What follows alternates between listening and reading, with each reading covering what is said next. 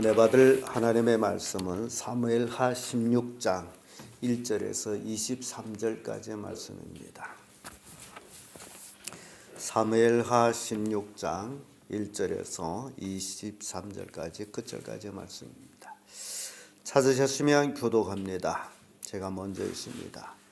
다윗이 마루턱을 조금 지나 무미보셋의 사원 시바가 안장을 지은 두 나귀에 떡 200과 건포도 100송이와 여름실과 100과 포도주 한 가죽 부대를 싣고 다윗을 만난지라.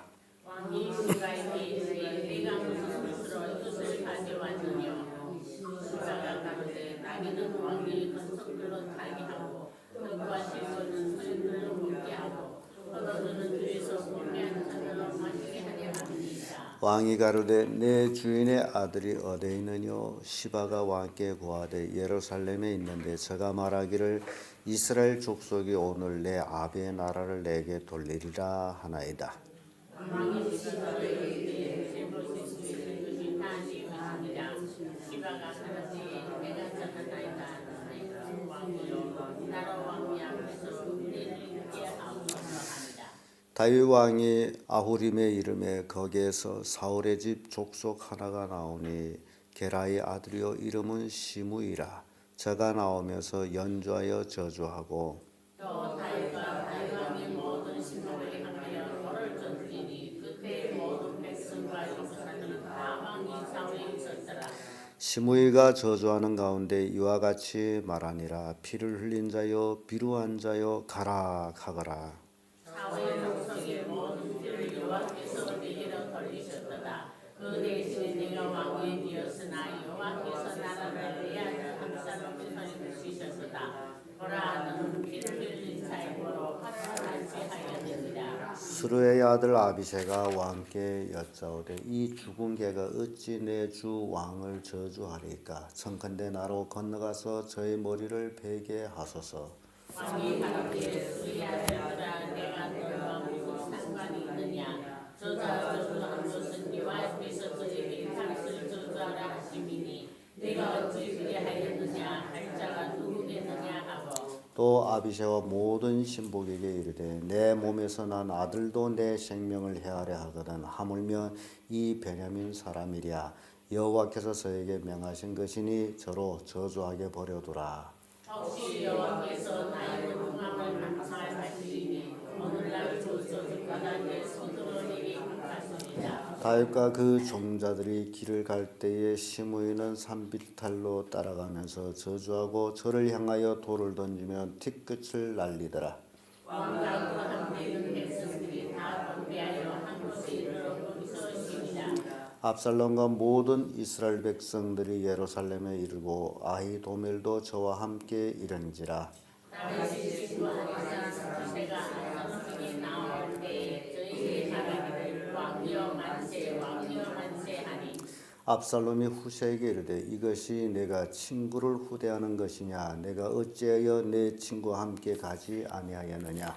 후세가 압살롬에게 이르되 그렇지 아니하나이다. 내가 여호와와 백성 모든 이스라엘을 택한 자이며 그와 함께 할 것이니라. 또 내가 이제 누구를 섬기리까. 그 아들이 아니니까 내가 전에 왕의 아버지를 섬긴 것 같이 왕을 섬기리다 하니라. 압살롬이 아히도멜에게 이르되 너는 어떻게 그날 모략을 우리에게 가르치라. 아히도멜이 압살롬에게 이르되 왕의 아버지가 머물러 두어 궁을 지키게 한 후궁들로 더불어 동침하소서. 그리하면 왕께서 왕의 부친이 미워하는 바 됨을 온 이스라엘 들으리니 왕과 함께 있는 모든 사람의 힘이 더욱 강하여지리이다. 이에 사람들이 압살롬을 위하여 진미에 진망을 치니 압살롬은 온 이스라엘 위의 눈앞에서 부친이 누옥들로 더불어 동침하니라. 그때 아히도멜이 베푼 모략은 하나님께 물어받은 말씀과 일반이라. 저희 모든 모략은 다윗에게나 압살롬에게나 이와 같더라. 아멘. 이 말씀으로 다윗이 피난 생활 이런 제목으로 말씀을 나누겠습니다. 다윗은 아들 압살롬을 피하여 피난 생활길에 오릅니다. 그는 이러한 현실이 자기가 지은 죄 때문이다라고 묵묵히 받아들이고 있습니다.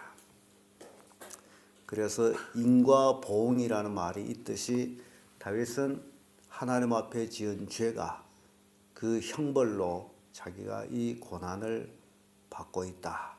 그래서 그 고난을 받아들이고 하나님의 긍휼을 베풀 때를 기다리는 것입니다.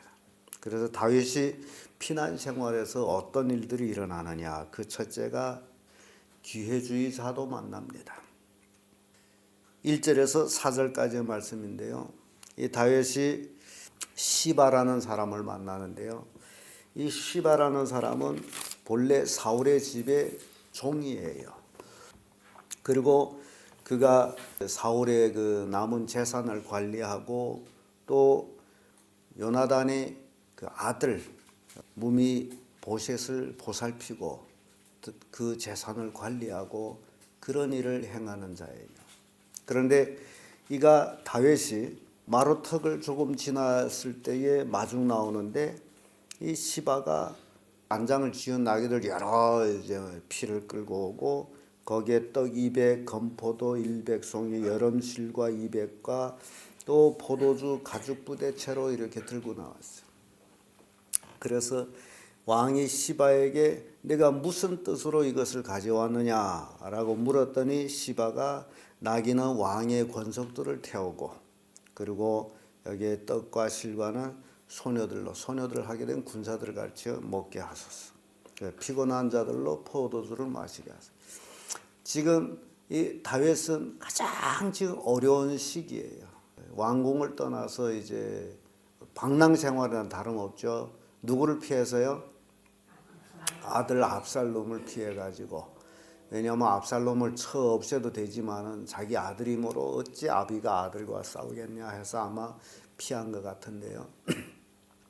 이렇게 가장 힘들 때에 이런 기회주의자들이 또 틈타고 있다라는 사실이에요. 이 시바, 이 사울의 종 시바. 그래서 다윗 왕이 내 주인의 아들 어디 있느요 하고 묻습니다. 지금 무비보셋은 사울 손자 요나단의 아들이죠. 다윗이 정말 사랑하는 요나단의 아들. 그래서 그를 자기의 식탁에서 함께 먹고 마시게 하던 자 물어요. 어디 있느냐 라고 물었더니 이 시바가 이런 내용을 말을 합니다. 그가 예루살렘에 있는데 저가 말하기를 이스라엘 족속이 오늘 내 아비의 나라를 내게 돌리리라 하나이다. 지금 이 시바가 무비보셋에 대해서 험담을 하는데 지금 예루살렘에 누가 왕으로 올라와 있어요? 지금 압살롬이 누구 아들이에요? 다윗의 아들이죠. 그런데 엉뚱한 소리를 지금 무비보셋이 이스라엘이 이 나라를 아버지의 나라를 자기에게 돌려준다고 그래서 오늘 예루살렘에 있습니다라는 얘기를 해요. 다윗은요 이게 판단력이 흐려지는 것이 여기에 있습니다. 지금 자기가 아들을 피해왔지 무비보셋을 피해온 게 아니지만은 그러나 그 말을 들으니 화가 나는 거예요.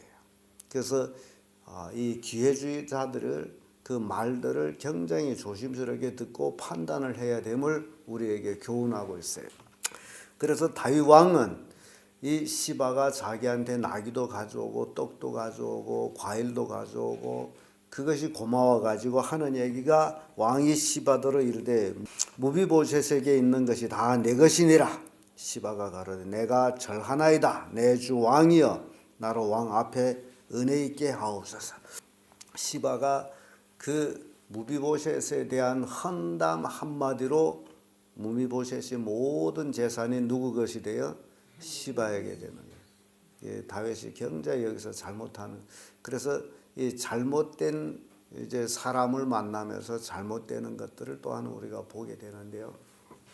우리가 신앙생활하면서 나한테 갑자기 잘해주는 사람, 내 귀를 좋게 들리게 하는 그런 사람들에 대해서는 좀 조심해야 됩니다. 다 원인이 있어요. 그래서 이런 일에 대해서 이 다윗을 통해서 조심하는 것이 좋다.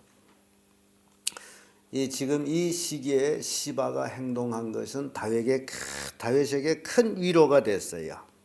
그래서 다윗은 시바에게 그 무비보셋의 재산을 네가 다 가져라, 그런 잘못된 이런 얘기를 합니다. 사람이 어려움을 당할 때에 참 친구와 또 친구가 아닌 자를 구분하게 됩니다. 그래서 평소에 먹고 마시고 좋을 때에 좋은 것이 친구가 아니고 가장 어려울 때에 정말 발벗고 나서서 돕는 자, 이런 사람들이 친구인데요. 다윗에게는 그런 친구들이 있었어요. 다윗에게 충신이 있다면 바로 후시아와 같은 사람. 그 사람은 예루살렘으로 돌아가죠. 예루살렘으로 돌아가서 압살롬에게 옆에 있으면서 압살롬의 모든 행적, 그것들을 다윗에게 이제 알리는 그런 간첩 역할을 하지 않습니까? 근데 만약에 그것이 압살롬한테 들키면 죽습니다. 생명이 날아나요. 그러니까 생명을 담보로 다윗에게 충성을 하는 이런 후시아와 같은 사람, 굉장히 친구죠. 거기에 또 아비새의 아들 이때, 사독, 아비아달, 이런 사람들이 다윗에게는 귀한 친구들이었고요. 이 다윗에게 적이 될 수 있는 자들은 바로 지금 다윗을 마중했던 시바 같은 사람, 기회주의자들, 남이 어려움을 당할 때에 거기서 한턱을 보려고 하는 이런 사람들, 시바, 또 이제 곧 나오는 시므이, 그리고 아히도멜, 이런 사람들은 다윗의 적과 같은 사람들이다. 그래서 다윗이 가는데 시므이라는 사람이 나와서 다윗을 저주를 합니다. 이 시므이라는 사람이 이 사울의 집 족속 중에 하나인데, 이 게라의 아들 이름이 시므이라 저가 나와서 악기를 타면서 다윗을 저주합니다. 다윗을 저주하는데 그 저주의 내용은 피를 흘린 자, 비루한 자, 가거라 이런 내용으로 노래를 만들어서 불렀어요.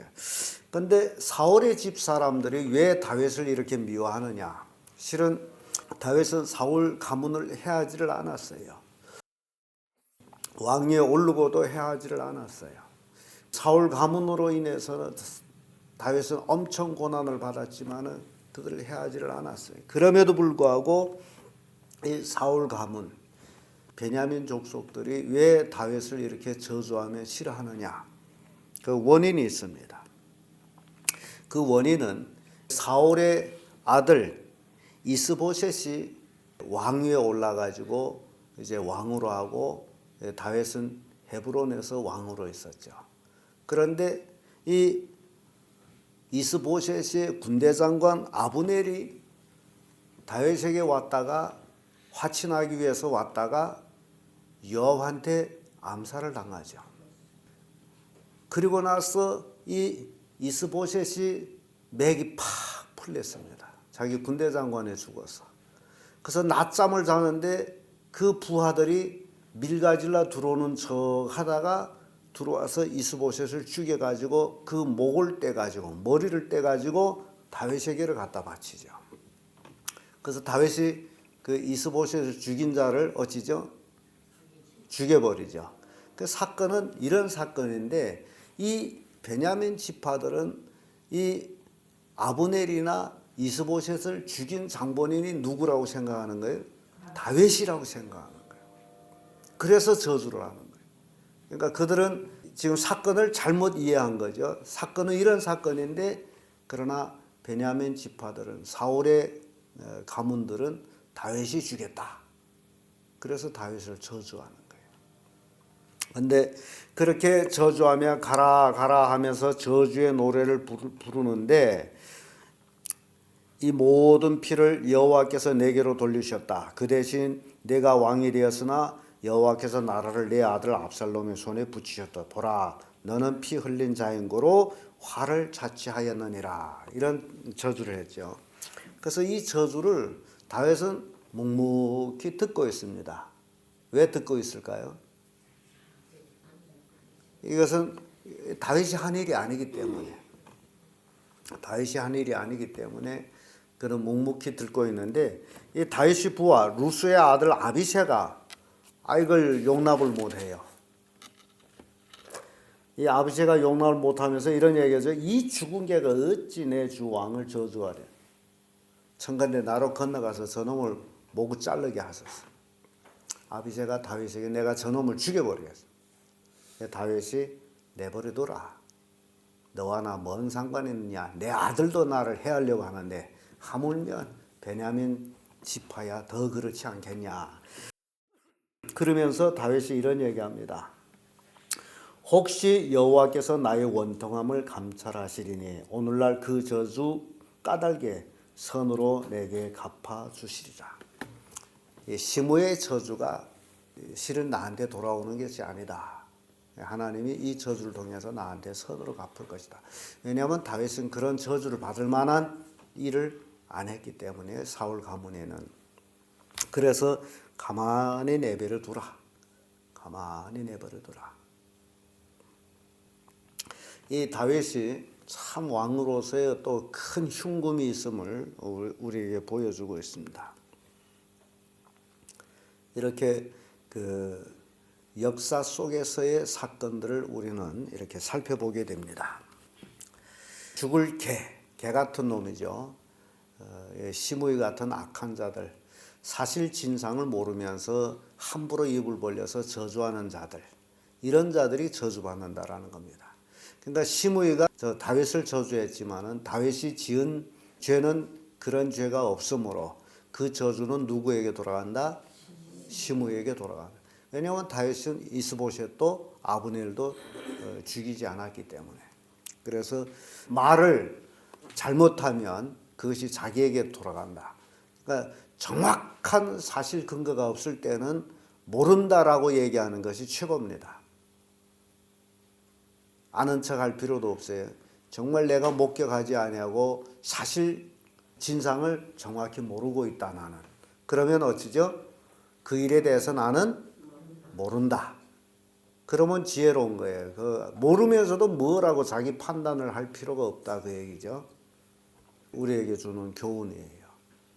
끝으로 압살롬의 범죄입니다. 15절에서 23절까지 쭉 나오는 말씀인데요. 압살롬이 자기를 따르는 이스라엘 백성들과 같이 예루살렘에 이릅니다. 압살롬의 모략을 세우는 자 모사 아히도멜도 저와 같이 이릅니다.